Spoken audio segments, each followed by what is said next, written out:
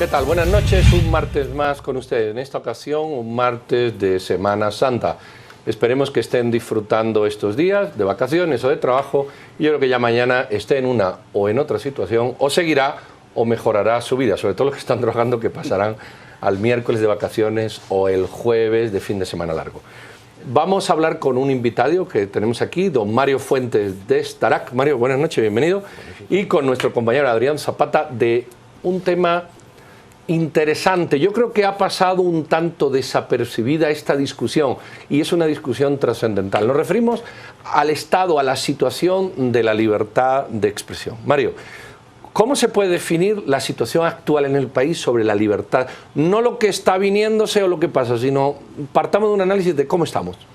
Bueno, la libertad de expresión de ideas es, digamos, como decía Paco Pérez de Antón, tal vez no hay una jerarquía dentro de las libertades, pero la más elocuente de la libertad es la libertad de expresión. En Guatemala, pues ha habido desde más o menos los años 90 un proceso de fortalecimiento de la libertad de expresión. Sin embargo, todavía hay muchos nubarrones en torno a ella.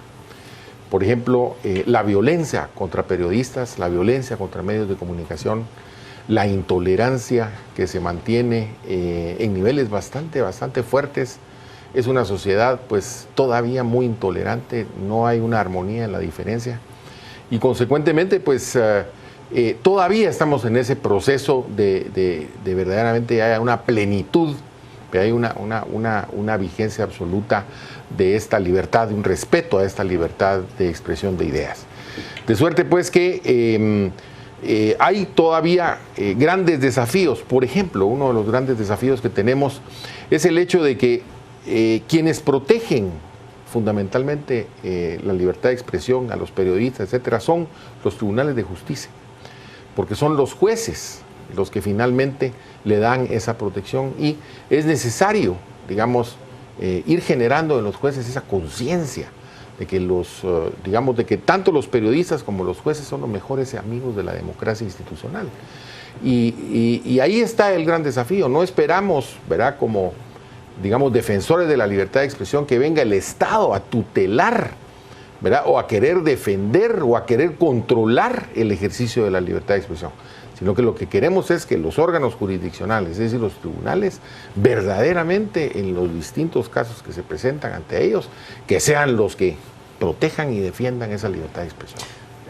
Mario, en ese aspecto, evidentemente en las áreas urbanas pues todavía podemos, a pesar de la deuda social que tenemos con nosotros mismos como sociedad que nos referís, pero en los departamentos, en el interior del país, los comunicadores o la gente en ejercicio del periodismo en particular, ¿cómo enfrenta la situación, sobre todo ante la ausencia de Estado y ante el riesgo, ante caciques, ante poderes fácticos? ¿Cómo ejercer esa libertad de expresión cuando el riesgo es tan alto? Es terrible, ¿verdad? Porque las agresiones contra los periodistas en los medios de comunicación, digamos, ha ido incrementándose. En el interior del país es dramático esto, porque ahí se están produciendo asesinatos de periodistas constantemente. Y las agresiones también, en general, las extorsiones, las intimidaciones. Y esto se ha puesto, digamos, en conocimiento de las autoridades, del Ministerio Público, y sin embargo, la Fiscalía de Libertad de Expresión es una fiscalía todavía muy pobre, que no tiene, digamos, el instrumental adecuado y la capacidad para verdaderamente, digamos, practicar una investigación de estos múltiples e innumerables casos de violaciones a este derecho fundamental de libertad de expresión. Mario, ¿cómo alguien puede pensar, bueno, estamos bien en libertad de expresión, digamos que puede esto ocurrir, con las salvedades que se apuntan en relación con el interior, y que Adrián insiste en ellos, que se pueden compartir, y ahora quieren promover una ley y dicen, bueno, pero es que las radios comunitarias no existen, entonces, ¿cómo manifestar que hay libertad de expresión? Los acuerdos de paz contemplaban este tipo de radios comunitarias y están impulsando una ley de radios comunitarias precisamente sobre la base de hacer o de dar o de otorgar realmente esa libertad de expresión. ¿Cómo balanceas tú esta ley que se quiere proponer, estos comentarios de que las radios comunitarias al no estar perfectamente reguladas, no ofrecen esta libertad y lo que se pactó en los acuerdos de paz. Sí, lo que sucede es que se habla, digamos, en términos generales de lo que son las radios comunitarias, pero para comenzar debemos definir qué son radios comunitarias. Debemos establecer cuáles son el perfil de las radios comunitarias y no venir simple y sencillamente y lanzar una regulación y decir, bueno, las radios comunitarias tal y cual cosa, sino que hay que definir qué son radios comunitarias. Por ejemplo, no son radios comunitarias, por ejemplo, las radios que se dedican a la profesión de determinada fe religiosa, no son radios comunitarias. O las radios en poder de políticos para fines eminentemente de difusión de proyectos o programas políticos, no lo son. Tampoco lo son las radios piratas que clandestinamente están usurpando, digamos, frecuencias radiales legítimas, sino que las radios comunitarias, bueno, pertenecen a una comunidad y la comunidad se va a expresar a través de estas radios comunitarias de manera auténtica, de manera genuina, sin discriminaciones, sin privilegios de ninguna naturaleza. Yo creo que no hay que oponerse como tal a la existencia de las radios comunitarias, pero eso sí, hay que definir qué son radios comunitarias y establecer claramente cuál va a ser el marco de acción, el espacio que van a tener estas radios comunitarias dentro de la comunidad guatemalteca. Mario, retomando un poco tu primera intervención, ya entendiendo que el mejor amigo para el respeto al derecho a la libre emisión del pensamiento, pues finalmente es un juez, en aras de que las cuestiones no quedaran impunes, los hechos deleznables que pudieran darse. Pero al margen de eso, porque cuando llega ahí es porque se ha cometido la violación. Es un tema curativo, es castigo. ¿Cómo abordar o cómo proteger el ejercicio del periodismo o en general la emisión del pensamiento desde una perspectiva institucional antes de que suceda el...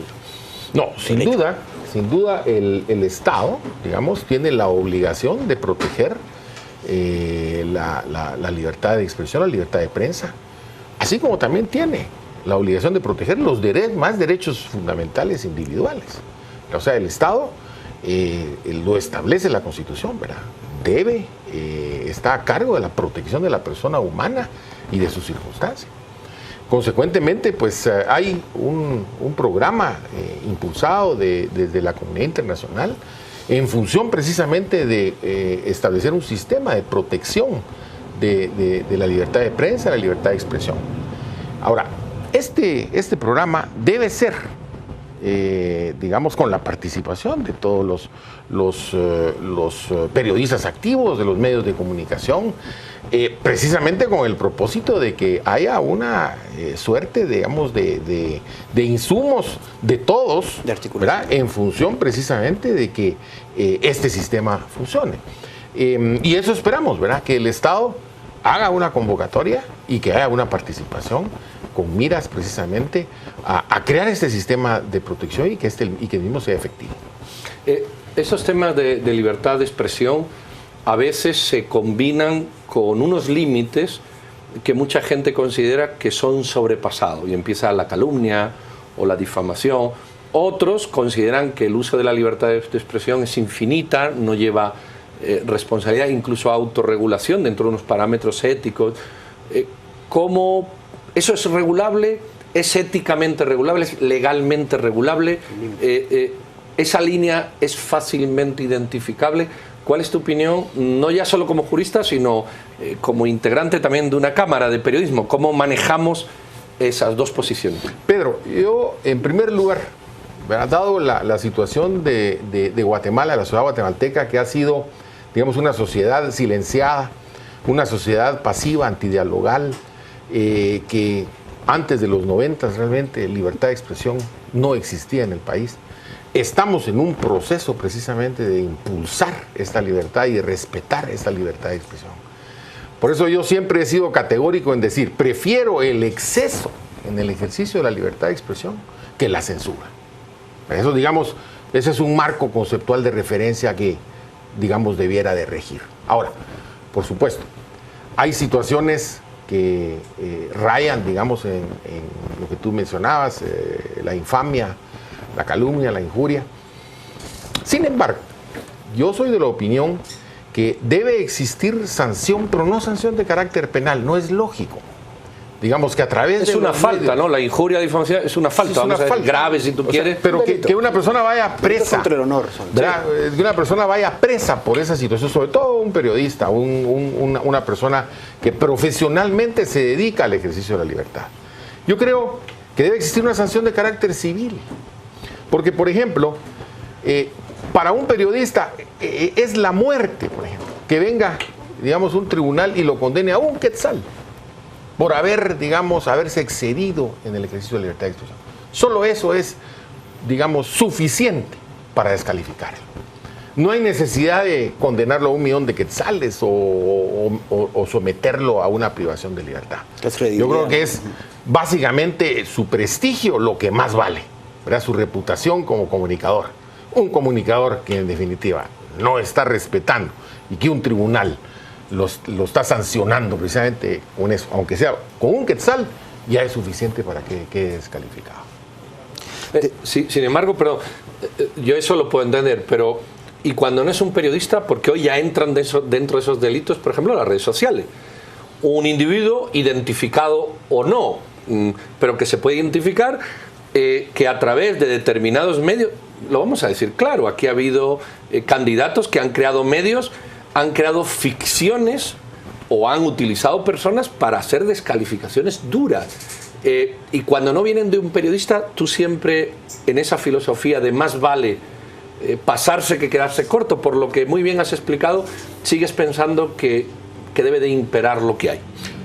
Pedro, un comunicador, un periodista profesional, tiene un beneficio, no hay una presunción, que es la presunción de la buena fe.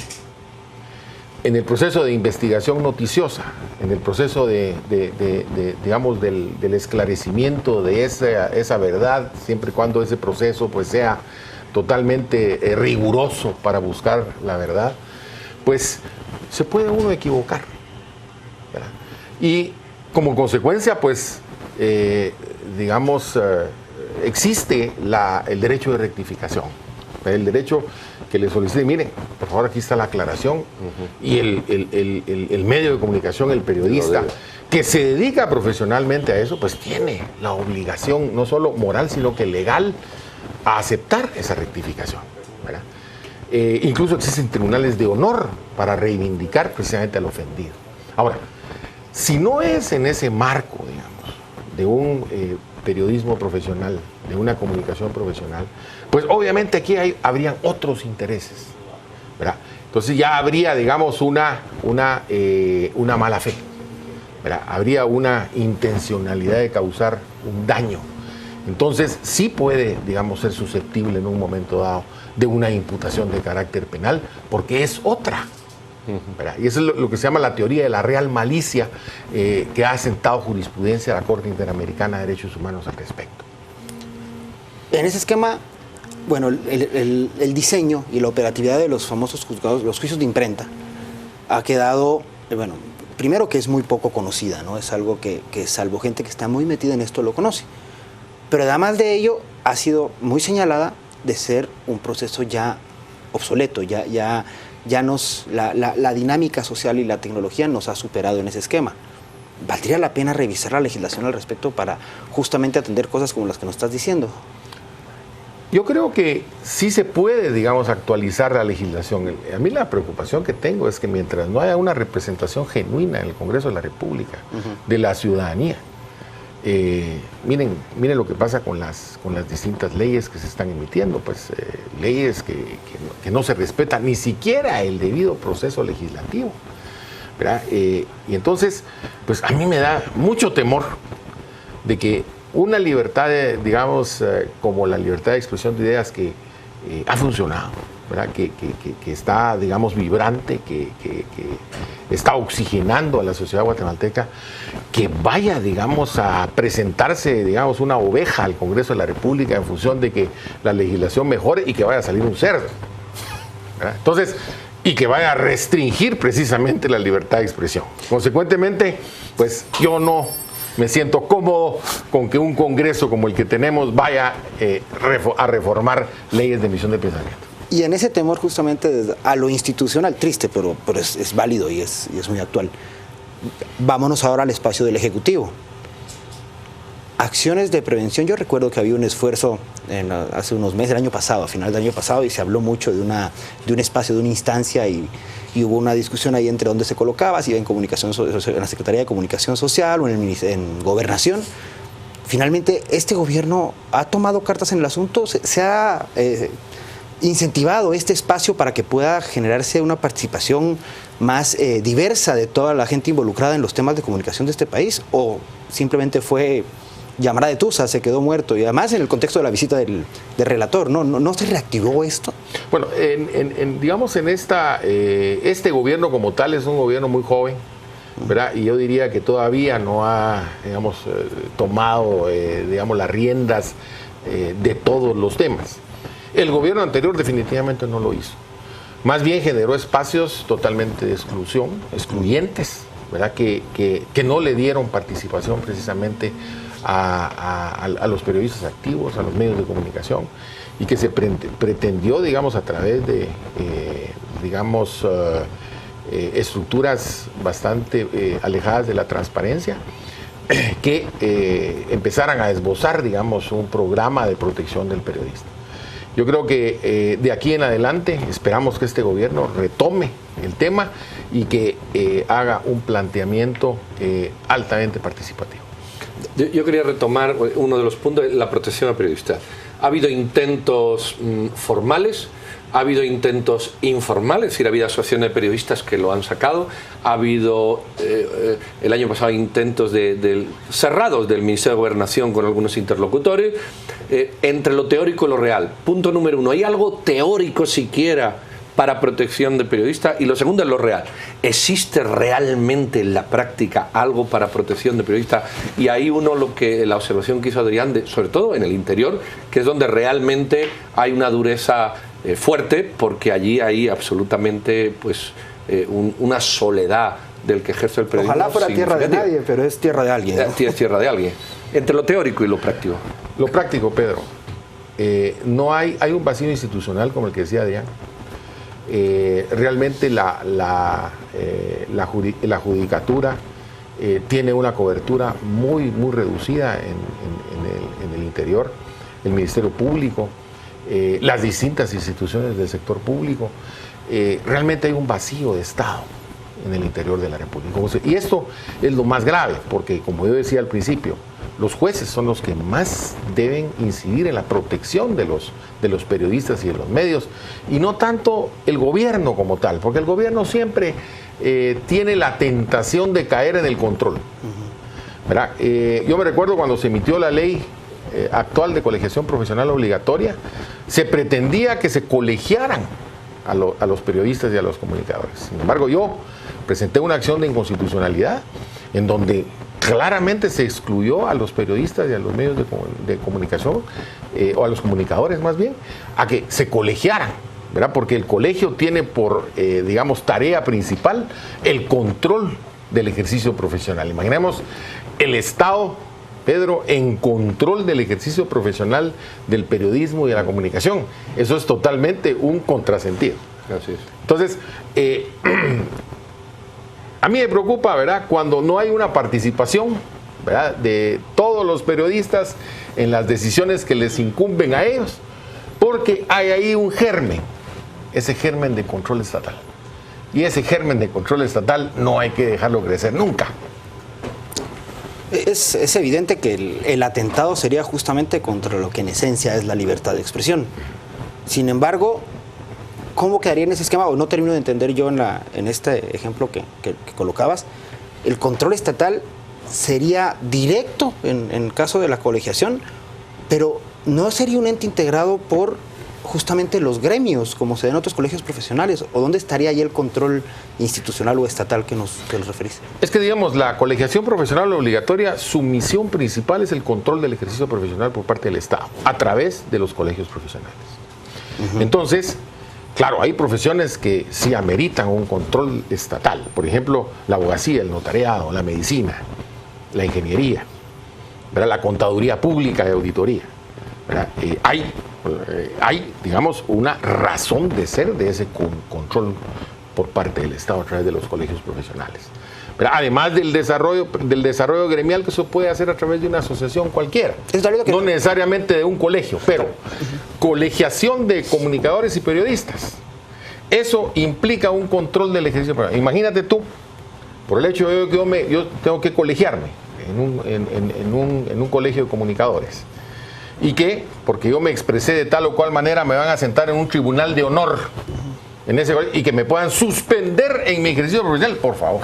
Pero a ver, pero no sería un juicio entre pares, entre justamente, porque entendería yo que entonces en el ejercicio de la profesión bajo esta tesis no habría un control hacia el honor, el comportamiento moral y ético que refería Pedro hace un rato, que debe de haberlo, ¿no? Finalmente, este control es un control social y gremial. Lo que no termino de entender es ese control estatal, si los colegios se regulan por su junta directiva, electa democráticamente. Entonces tal vez eso no me queda claro. Sí, pero ¿cómo vas a someter a la democracia a un ejercicio de libertad de expresión? Dios guarde. ¿Tú crees que todavía hay espacio en estos temas para una discusión mayor? Por ejemplo, los nuevos medios. La libertad de expresión a través de los nuevos medios, donde cualquiera hace uso del ejercicio periodístico, o puede hacerlo, difundiendo de mil maneras. Aquí, por ejemplo, no sé, la colegiación estaría aparte. Cualquiera crea una página, ¿no? Cualquiera se dedica y pone un medio virtual él mismo y se dedica a eso y puede tener mucho. ¿Hay espacio para más? Estos medios están incorporados a la filosofía jurídica vigente. Mucha gente piensa, bueno, aquí se puede decir cualquier cosa, que no pasa nada. Sin embargo, aquí en televisión no se puede decir cualquier cosa porque sí pasa algo. ¿Cómo empatamos lo que hay, que ya más o menos lo ha descrito, con esto nuevo de posibilidades infinitas? Y lo que cae ahí complementando lo que dice Pedro, en el caso, por ejemplo, de los delitos por pánico financiero, que igual es difusión. ¿Cómo entenderlo? Si se puede. Nos queda un minuto para tu... Sí, sin duda, los medios de comunicación son infinitos, las redes sociales son infinitas, ¿verdad? Aquí no hay medios de comunicación oficiales. Sí.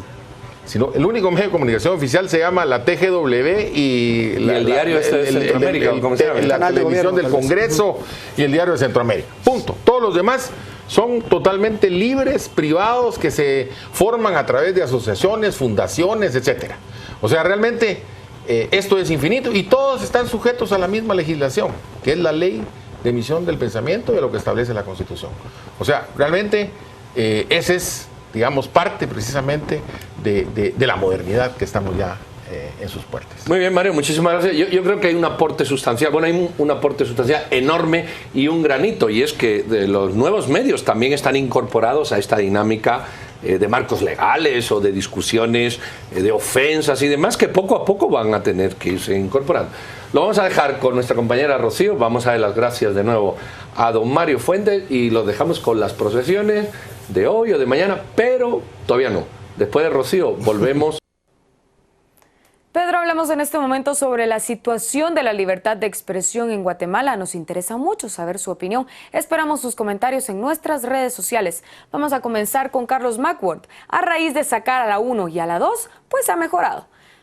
Top Dal nos dice, creo que está siendo pisoteada por la inseguridad personal. Somos muy chiveados para eso. Marlon Cervantes comenta, ¿cuál libertad de expresión? ¿Dónde? ¿Cuándo? ¿En Guatemala? ¿No? ¿Sí? Todo esto, por supuesto, dicho en un tono de sarcasmo. Quetzalumán nos dice, en nombre de libertad de expresión también se cometen abusos cuando se manipula la opinión o pervierte la cultura. Víctor Gutiérrez, que no hay. Y por último, Gloria Arévalo, por el momento vamos bien. Gracias por sus comentarios, lo invitamos a seguir mostrando su opinión en Facebook y en Twitter. Nos encuentra como Canal Antigua. Vamos a la pausa y regresamos con más.